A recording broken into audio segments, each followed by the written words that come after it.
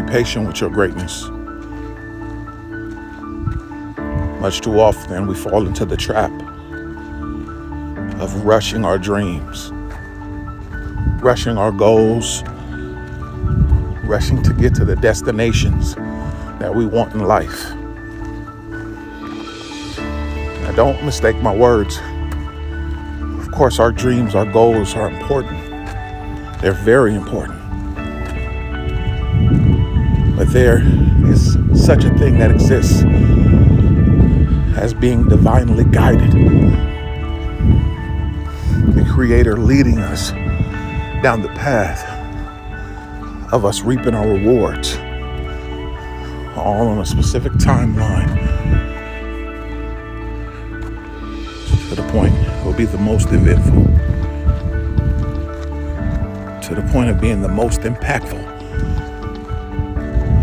to the point of it hitting us in such a way that it stirs that faith to the point it could never be shaken again, that it could never be planted on faulty foundation again, to the point that faith is cemented, that we know that we are divinely guided, that we're being led towards our best life.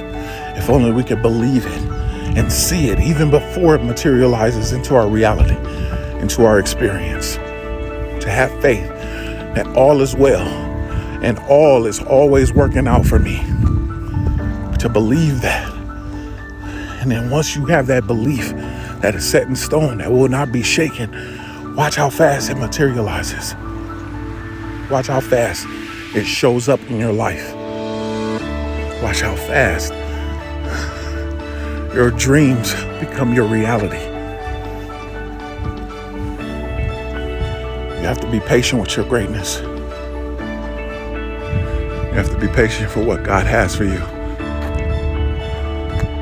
It is possible for you. And I cannot wait to see how it unfolds. Please believe in yourself, in your dreams, in your goals, and in your best life. Most importantly, believe in you.